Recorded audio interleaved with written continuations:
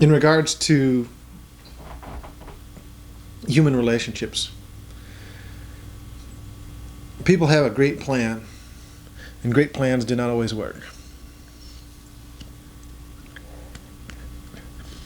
I was talking to Penny this morning about the Army Corps of Engineers, how the Army Corps of Engineers had this great idea called their rechannelization project.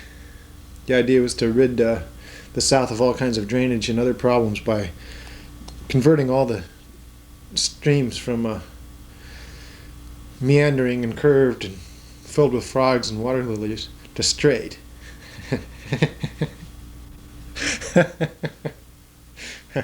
So they got out their $2 billion budget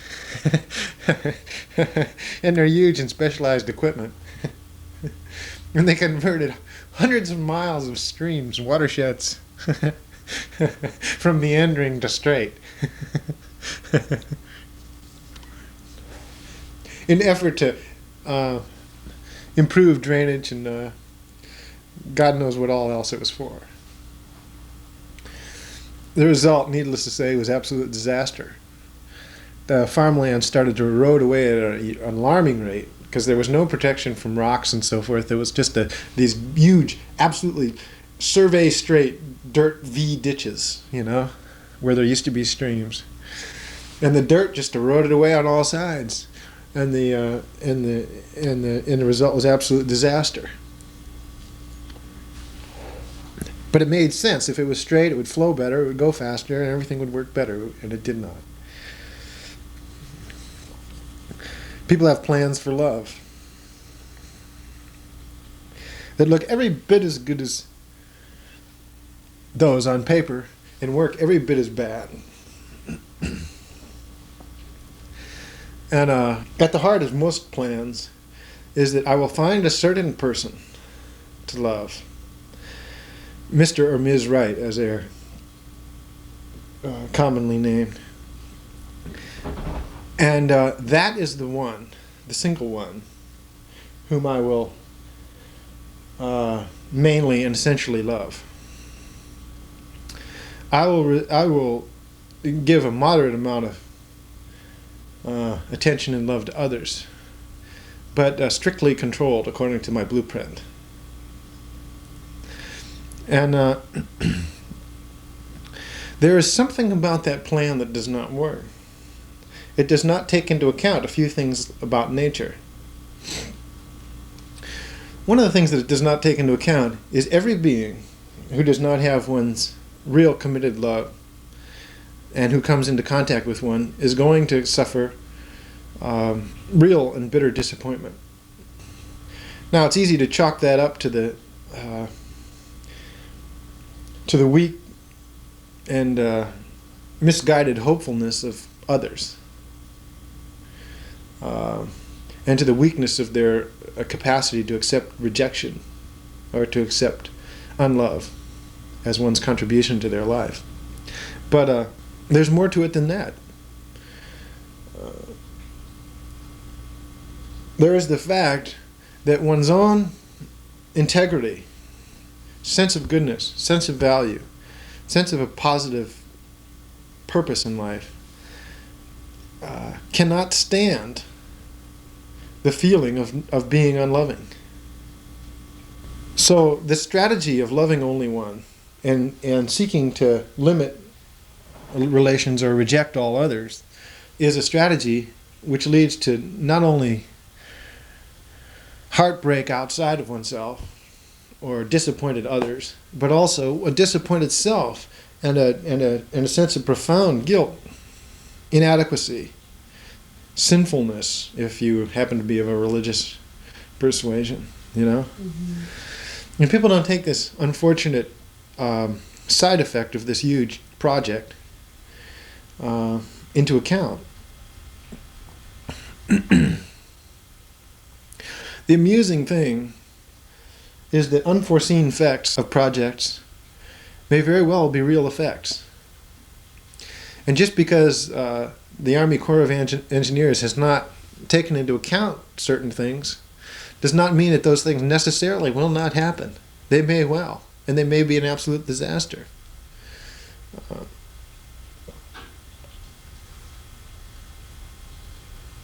Just like the whole nuclear problem. Where are you going to bury this stuff? You know? Everybody says, well, as far as we know, this will work for as long as we can think, you know? But something always goes wrong. You don't take everything into account, you know? And we have this idea that I will find Mr. or Mrs. Right, and I will love Mr. and Mrs. Right, and as far as I know, that'll work perfectly. But as far as I know, isn't always far enough. Huh? It isn't far enough to take into account the real things that may really happen as a result of this project, or this purpose, or this blueprint, or this plan, or this design. You know? This design to love one, primarily and exclusively, and to reject all others, fundamentally and overwhelmingly in the end, is a plan that leaves behind it a trail of devastation and destruction and heartache that is hard to forget.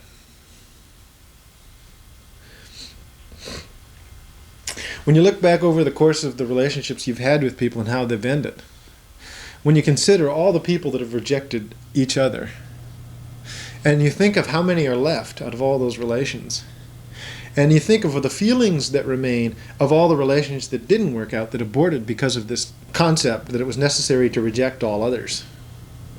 When you think of all of that, you begin to realize what an ineffective and ill-conceived plan this really was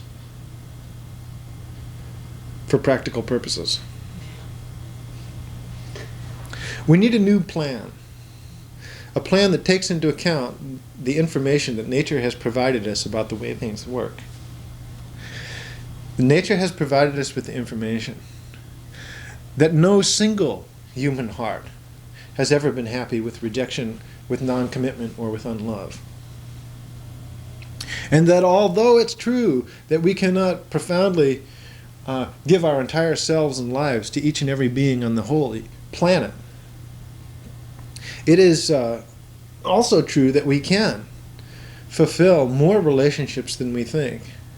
And we can be wholehearted and committal in ways that do work and do succeed and are valid and viable with many more people than we think.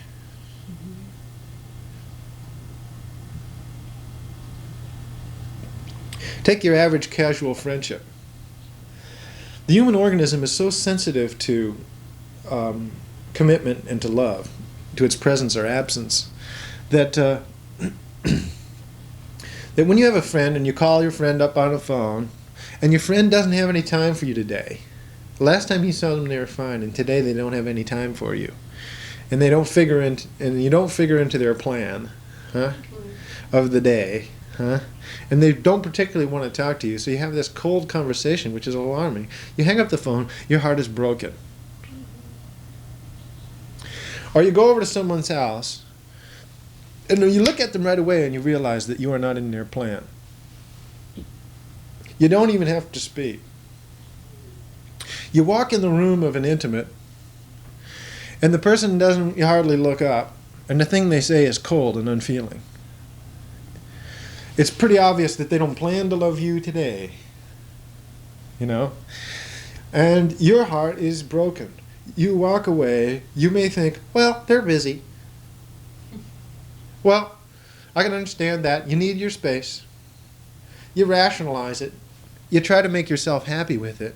But the mechanism of the human heart is more sensitive than people can take into account. The mechanism of the human heart and the human emotional dimension is so sensitive that it misses nothing of all of that, nor does it miss the significance of the rejection that other people are handing you at that moment. It does not miss the significance of the fact that you are nothing to them today, very little, and they are too busy for you. And how devastating that really feels. It can be the most casual thing, and yet it can feel so bad. We need to take into account the human heart better, and find ways to continue and persist in love relationships with more beings, in such a way as to not create even the most minor disappointments that we all believe we are used to. But you know what? we never get used to it. Isn't that the strangest thing? That's not on paper. That's not in the plan. The plan is that you can accept these things without any trouble. The reality is you cannot. Therefore, we have two choices. To continue to go with the plan and wonder why the plan doesn't work, or adapt the plan to reality. Let me give you another example. There are certain carcinogens in the world that are so positively effective that the scientists are making efforts to try to determine the limit of dosage of those items which will not produce tumors.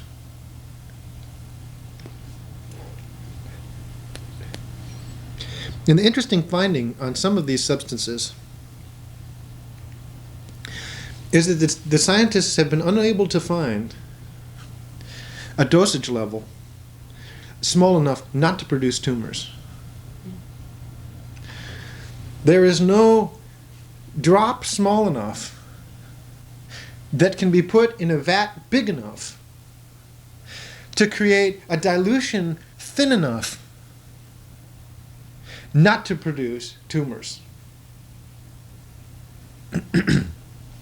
So the plan was in the administration and the use of these substances that, in fact, a little of this shouldn't bother anybody. And now the scientists in the laboratories are perplexed by the fact that even though they've brought the dosage levels down to 1 part per trillion by this endless dilution, it still produces the same effect. It's marvelous. It's unbelievable that the human body has a degree of sensitivity that could not have been foreseen.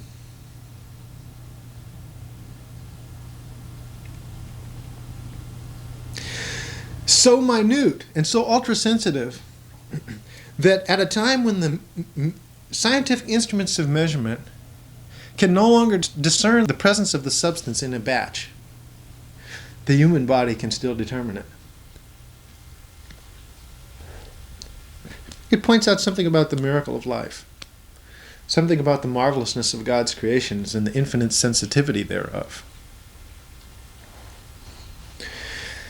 In exactly the same way, the human heart is sensitive. In theory, it should not matter that friends blow hot and cold. In theory, one moment of rejection or needing space, withdrawal, and all of that shouldn't make any difference. And yet, neither I nor any of the other scientists who have studied this problem have been able to determine a dosage of rejection small enough for someone not to notice. We are amazed. We are thrilled and we are shocked at the implications of our finding.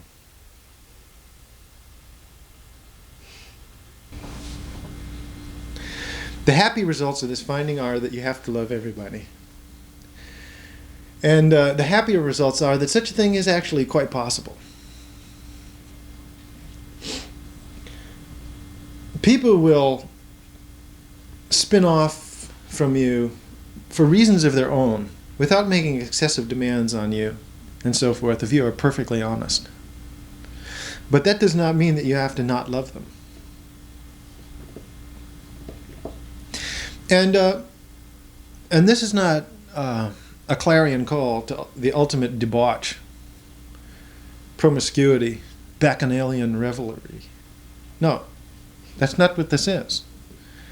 In fact, moments of disappointment happen just as much in relationships that have no sexual content whatsoever as in relationships that have sexual potential. We're not talking about sexual potential. We're talking about the obligation of human beings to have time and love for one another on a consistent basis. and to recognize that it matters as much to me as a human being to love them as it does to them to be loved by me. And that the only way I can feel good about myself is, in fact, if I do take them into account, do commit my life and energy to them in ways that are moral, loving, and perfect. That is the obligation of these findings. And there is no way around it that I can discern.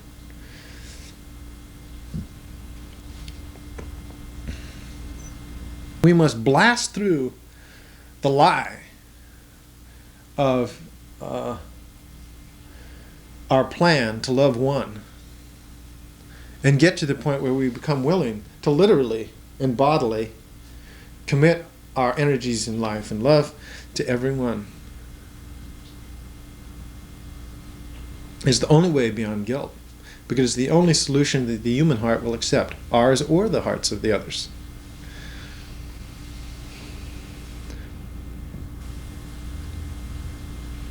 The concept that the people who are peripheral, apparently, to us don't matter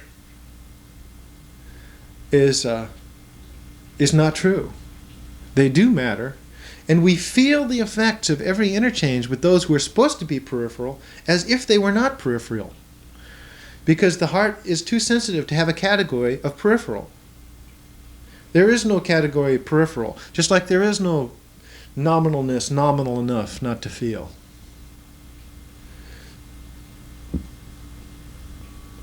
We cannot have a plan not to love. We cannot have a plan not to love perfectly and have that be a good plan. We cannot preordain who we will love and who we will not love and have that work. It will only leave a trail of broken hearts and guilty selves. When we look at people with this monogamous dream perception, we are looking at them through the eyes of sin. We are planning not to love someone, and the plan is an abortion of life, abortion of morality, abortion of the truth as we experience it. We have to act on the basis of what we experience, and not on the basis of what we think would be a good plan. That's the trouble with the Army Corps of Engineers. They do not act on the basis of the true perceptions of the subtlety of nature. They act on the basis of what seems like a pretty good plan. We have to take into account more than they do. We have to take into account what has happened when we have done and acted according to our plan and dropped people for Mr. and Ms. Right at the drop of a hat. We have to take into account how we felt when we've acted cold and unavailable. We have to take into account how it's felt to us when other people have acted that way in relationship to us. And whether we are willing to sow the seeds of that same behavior which has broken our hearts on so many, countless tiny occasions. When a person becomes willing to live by that standard of perception and to adapt their own strategy of loving to become universal, inclusive, and real in relationship to people in all circles of orbit around oneself, either the most immediate lover or the friends and acquaintances. When we do that, we will be happy son of a bitches, and we will not feel the burden of guilt so much. Not at all. That's what has to happen. And then people will be happy to see our faces, and they will not subtly intuit immediately our judgment, our plan of rejection, our plan of unlove for them. People are too subtle to trick. People are too subtle not to know. People are too subtle not to feel this refusal to love immediately. We have to take into account that sensitivity. And we are the same sensitive one.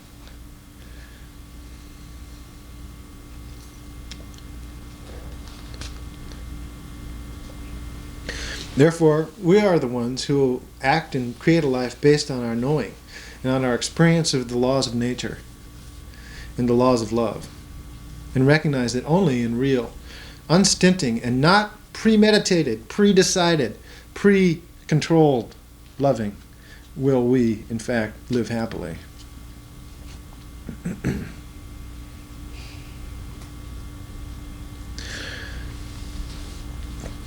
You must make a new plan, which is to love everybody who will accept love absolutely, without reservation, and without planning them out of the picture from the very beginning. Never planning them out of the picture. Never planning them out of your plan. Never planning them out of the design, the blueprint of your life. We'll create a blueprint which includes the sensitive and perfect nature of human beings, takes it into account, including ourselves,